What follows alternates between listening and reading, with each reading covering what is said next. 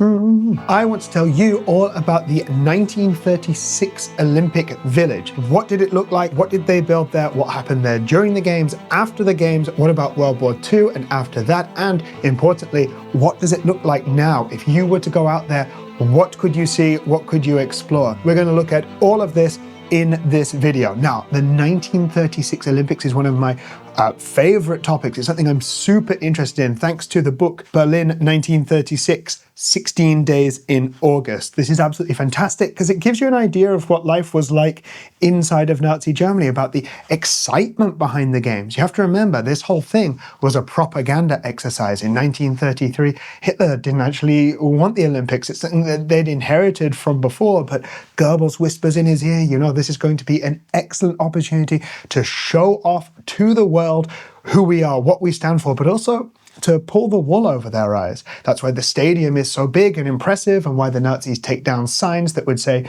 Jews are allowed to sit on these benches, walk in this park, walk in these woods, things like this. It's a charm offensive. They're supposed to look big, rich, powerful, and of course, visitors to the games who likely would have been very wealthy and influential people, including journalists and politicians alongside the athletes, they're going to go home and say, it doesn't matter what you've heard. I've been there. I've met them. I know what it's like. It's also why Goering and Goebbels in particular host a lot of parties over these 2 weeks to get to know these people, to show them that actually they're not crass. They're, in fact, very upstanding people, very impressive. And the Olympic Village, that's part of it. Now, the village itself was actually built outside of Berlin, and I should say this was the village for men. By my calculations, fewer than 10% of the athletes at the Olympic Games were women, and those women were housed next to the stadium, so in the western part of the city. As for the men, they were much further west, 18 kilometers further west, in a town called Elstau, which today is famous for a strawberry-themed theme park. There you go, stranger things have happened. So what did the Nazis build there? Or, to be more precise, what did the Wehrmacht build there? Now, the architect in charge of the Olympics was a man named Werner March. He's the guy who designs this great big stadium. He would have also overseen the plan for the Olympic Village, but the Wehrmacht, or the German armed forces, are also involved under Captain Wolfgang Fürstner because, well, this is built to last. I know we look today at this kind of curse of the Olympics. We look at places like Athens, Sydney, Rio, where they, you know, with the greatest of intentions, they put on these great big shows, but then the facilities are just laid to rot afterwards. I mean, still a problem today. I'm sure was a problem throughout history. The Nazis, they thought, what are we going to do with this stuff afterwards? And so, yeah, Wehrmacht is key. They were going to turn it into a military base. But let's get to that a little bit later. What they did at first was build around 150 buildings over a 50-plus hectare site, absolutely huge, and it really was like a little model village. Now, most of the buildings there would have been these one-story huts. They would have several rooms inside, which would have slept 2 athletes at any one time. Athletes are kind of constantly coming and going, and as you can see from these images, these buildings don't quite look the best today. You've got athletes here from all across the world, not as many countries as we would have in the Olympics today. Of course, the economic situation of the planet has grown, and quite a few countries boycotted the 1936 Olympics because they didn't want to show any kind of support for the Nazi regime. Now, it wasn't just housing that they built in there in what was very much a gated community. They weren't allowed to have visitors inside. It's a place where they could relax, but also train. There was a sports hall and a swimming hall, both of which today look good from the outside, but I'm told are not so great on the inside. There's a track, there's a where they could train, of course. There's a forest, there's a great big meadow. There was also a place where concerts could be held. The Berlin Philharmonic Orchestra came to visit and played outside. And then there's this great big hall named after Paul von Hindenburg as well, where, yeah, they could have visitors and entertainment. One figure that I find really interesting from this period, the boxer Max Schmeling came to visit, as did the American aviator Charles Lindbergh. There was quite a buzz about the place. Actually, in the Hindenburg Hall, I've read as well that they could watch live TV. TV isn't something that regular people had access to at this time, but the reason that I bring it up is to show you something about the Nazi Party that I think to many people at the time, people in Germany, was exciting. Of course, it's very important to look back at their crimes and how terrible they were, but to understand those, we also have to understand how they convinced people that they were the future. And something like the first ever live broadcast of this great big global event, that's something that's going to inspire people. This country is technologically advanced. Look at the amazing things that we're achieving. The highlight of the Olympic Village for me, architecturally speaking, is the Speisehaus der Nationen, or the Eating Hall of the Nations. It's in a little eyeball shape. And yeah, it actually looks quite good today, but I have visited this site before, back in 2013, when really the whole thing was falling apart. But yeah, let's talk about what it was originally. This was a place where all of the nations could come together, kind of, and eat. There were actually about 38 separate smaller dining halls. A country that sent a lot of athletes, like the USA or Japan, they would have their own hall. And countries that sent only a handful of athletes, they would sit and mix together. And next to this were the kitchens. Now, at its peak, there were over 5,000 people in the village. That includes staff as well, so a ratio of about 4 athletes to every 1 member of staff at the peak. And that's, 5,000 people that have to eat, and from all different nations. So in the book that I mentioned before, the author notes that, yeah, the Americans are eating rare steak and potatoes, but the Japanese, they want rice and fish, and the Argentinians have brought over 8,000 pounds of steak with them.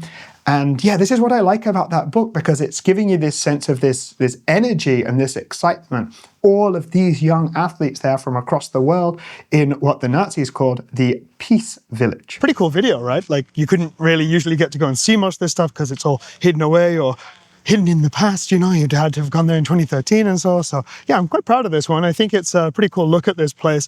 But in order to make stuff like this, it takes a lot of time. So if you're enjoying it, perhaps you could support it as well. You could become my latest subscriber, or you could drop a nice encouraging comment, or leave a like or something, or even better, you could click that link below my video and become my latest Patreon subscriber.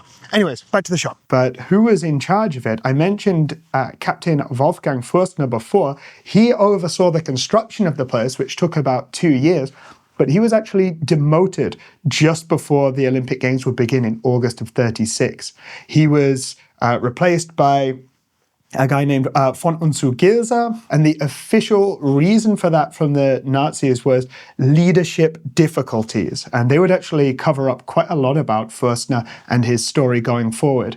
You see, posters saying, "Get rid of the Jew Fürstner," had started to appear in the village before things kicked off. Fürstner himself did have a Jewish grandfather, although his grandfather had converted to Christianity. So growing up, he wouldn't have thought that his grandfather was Jewish at all. However, by Nazi law, he was. And this is why this time frame, 34 to 36, is so important. It's not until September of 1935 that the Nazis define for themselves and for the public what a Jew is. This is part of the Nuremberg laws. Now, the Nazis, they wanted to have a scientific definition, and then their scientists worked very hard at this and couldn't actually prove that Jews were any different from anybody else, at least from a scientific perspective. And so the Nazis used the image of science instead.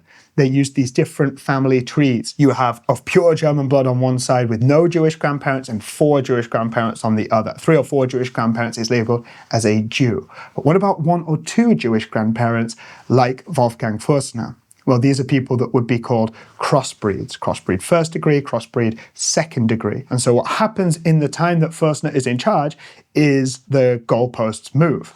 Now, naturally, he's very, very stressed about this. He's also stressed because he's just found out that his wife is cheating on him with his adjutant, someone who he's supposed to trust implicitly. And so this guy's life is kind of spiraling out of control at this point. A couple of days after the Olympics have finished, when all the foreigners have gone home and his boss is there celebrating, having a little party to reflect on everything, Fürstner is invited, but he doesn't show up.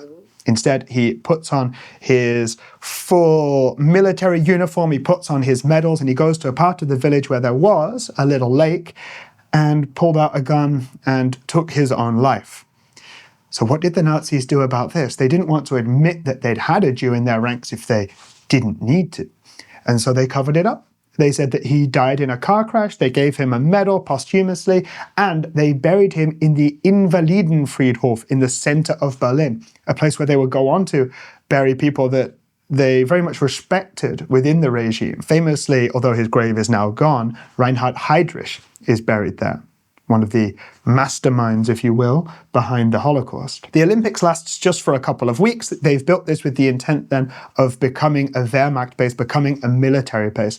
This is why the Speisehaus der Nationen, where they ate all their food, actually has these great big balconies outside. They're absolutely huge, and that's because they were designed so that you could wheel a bed out there, because this was actually a hospital or a military hospital. So when the soldiers get injured in their training, they could go and recuperate in this building and get sunlight and fresh air and a view over the meadow there as well. This was going to become a place that would be incredibly difficult to defend, of course, right at the end of World War II. It's in April and May, of course, that the Soviets advance on this position, and I can only imagine they would have met very limited resistance at this point. Soldiers would have been essentially dead or elsewhere. Of course, this is exactly the same time that the capital, Berlin, is being attacked.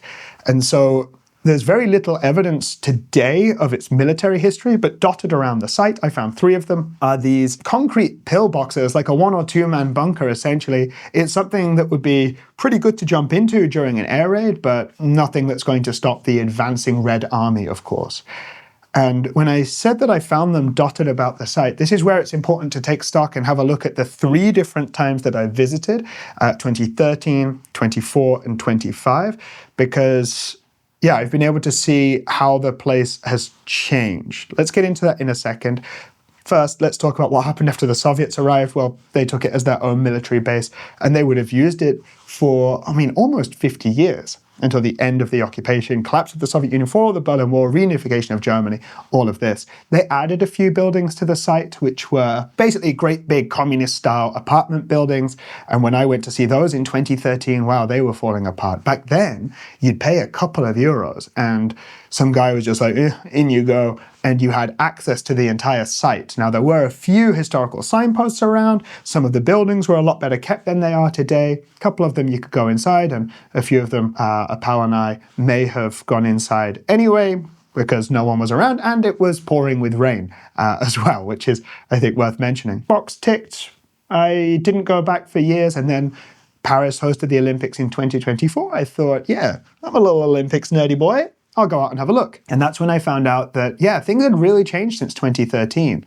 It turns out that quite a lot of this site has, in fact, been renovated. So if you take the approach from the train station, the way I like to go through the woods, you first arrive at streets that are named after the games before 1936. So these are street names that date back to the 36 village. So you've got Stockholmer Strasse, Londoner Strasse, a few others as well. You walk through those apartments and you reach the ones that in 2013 were ruins, and now they look great. And the street there is actually named after Jesse Owens as well, the Jesse Owens ring. Owens, if you don't know, was the star of the Olympics. A Black American athlete who beats this so-called Aryan German athlete, Lutz Long, in a very, very, very tense competition in the long jump. And so, yeah, he really became the star, and he also held up the stupidity of the Nazis' beliefs as well. This so-called Untermensch then defeats the Germans. Of course, the Germans would just say that it was because of his animalistic traits. But either way, Jesse Owens, he became the star of the Olympics. The buildings there are named after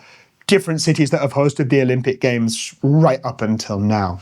So Mexico City, Tokyo are both there. There's a good few others as well. And this actually, in a way, harkens back to the geographic names that the Nazis would have given a lot of the buildings. Those low-rise buildings where the athletes slept, they were all named after different German cities, different German towns, right? So you've got an area that was where everything was named after Saxony. And one of those buildings that's still standing is the Meissen building. Now, in 2024, I could look at that from a distance. It was actually one of the better preserved ones in 2023, but yeah. In 2025, I was very lucky. The reason I went back so soon after was to go to an open day, which was hosted by the construction company, I guess, that's renovating some of the buildings, adding to them, and so on. And to be frank, I think that this open day was aimed at people who live in the town, who want to see what all the noise and all the fuss is about, and ideally would buy an apartment at the end of it, right? But me being a nerd, I went there, I followed this huge group with this guide. We were able to go into a couple of the Soviet buildings that they're renovating, but also walk around and see some of the Nazi-era buildings that sadly are still falling apart, including the officers' mess hall as well, which has excellent haunted house vibes. And so to go back to why the Meissen house or barrack is so important, well, that's the one that has the Jesse Owens room inside. And this is where we get to the certain tragedy of the place, to be honest with you. Jesse Owens didn't actually sleep in that room. In fact, he slept in the building next door, which is completely fallen apart. The roof has caved in. Now, a German bank have taken over the kind of protection of the site, a bank called DKB. Some people might say that they either don't have enough money or enough desire to fix it up. You could argue, as somebody that I was there with said, that perhaps they're just letting everything rot because Denkmalschutz, memorial protection of buildings, is just expensive. There are so many rules it gets in the way, but if you just let something rot until it's unsafe, until it's disappeared, perhaps you get a lot of land on the cheap and you can build something new there. That's, of course, a very cynical argument, but something that, how can I say, could well be likely. You're no longer allowed to go into the Meissen building, but, you know, in 2025, when I was walking back home, having seen the open day, not quite got into the parts that I wanted to, I thought, I'll take a walk past the Speisehaus. It's nice to see it again. And there was a little sign on the gate that said, hey, there's going to be a tour here at 6 o'clock. I was there at 6:10, but the guide was late. What luck. And yeah, he took us in and I was able to see this reconstructed Jesse Owens room that really does, I remember it in 2013, you know, when it was a lot better looked after. So this is one of those sad cases where we're in danger of losing history, but at the same time, the parts of the site that have been renovated, they include a lot of different historical signs. The buildings have been really well looked after. I think it's great that they're actually in use today. They were built to be lived in. But the one thing that's missing from the site for me is a museum. Why have a great site like this, a fantastic place like this, and not be able to learn from it, even if there are a few historical signs around? Here's my surprise. When I was on my little tour, I met a couple of people who live in the Speisehaus building, and I was like, whoa, what is it like? Is there any original features in there? That must be mad to live in such a building with so much history. They said, would you like to have a look around the building? Now, I had been into the courtyard before. That is quite open and accessible. There's a quote from Jesse Owens in there. So these people said, would you like to have a look in the building? I was like, yeah. So remember, it's in that eyeball shape, but it has a couple of floors inside. And they said, you know, if you walk around the ground floor, you can see the stairs are original. There's some original tiles, some Soviet era tiles as well. But in the corridor, in front of people's doors, by their doormats with their shoes out, there is an entire museum on 2 floors. And they've got original artifacts there. I saw the torch that was brought to the Olympic Stadium. This was actually a tradition that, of course, we know today. It goes from city to city during the Olympics or at the beginning. That was actually a tradition that was started by the Nazis in 1936. They ran it from Athens right the way up to Berlin, to Museum Island, down the Unter den Linden, through the Brandenburg Gate, over to the Olympic Stadium, in one side, down onto the rain track, up to the other, light the flame, and then Hitler appears, right? The Nazis, this is one of the things that they were good at, was putting on a show. This incredibly impressive show would then make people, it would inspire them. It would make them think that, the country is going in the right direction. What can I say? They had an eye for that, let's put it that way. It was really amazing to see this museum. I have to say it was at the end of quite a long day for me where I was not expecting to have this overload of information. And so I'll show you a few images from it. I guess the one thing that really stands out to me is when it was being used by the Wehrmacht, right? After the Olympic Games, there's this section that said that, they used this as a place of, you might say education or indoctrination. And there was this Bible quote written using a traditional German-style text that's called Fraktur font, right? And I mean, a Bible quote. Christianity has a big problem for the Nazis, doesn't it? With the light and savior of the world being a Jew. And so the Nazis tried to create this Aryan form of Christianity. They knew that they couldn't get rid of Christianity from German society as a whole. And so they tried to adapt it somehow to what they believed. It's quite mad. The text that I saw in there, I do wonder if it's the original. It's got to be a bit of a trip seeing Nazi propaganda every day, when you get up and leave the house. Pretty odd place, huh? Anyways, I hope that gives you a good idea of what the site looks like today. A lot of it is abandoned, decaying and falling apart, and some of it is being completely renovated and lived in. It's a little bit unique, really. So if you have enjoyed this, make sure that you leave a like and a comment below. consider signing up for my Patreon as well. Getting all this gear and traveling to all these places takes a lot of time, and it would be cool if I could make it a significant part of my job. So Patreon would really, really help that. There's all these people that have already supported me there, and I've only had it going for a couple of weeks. Okay, see you in the next one. Goodbye.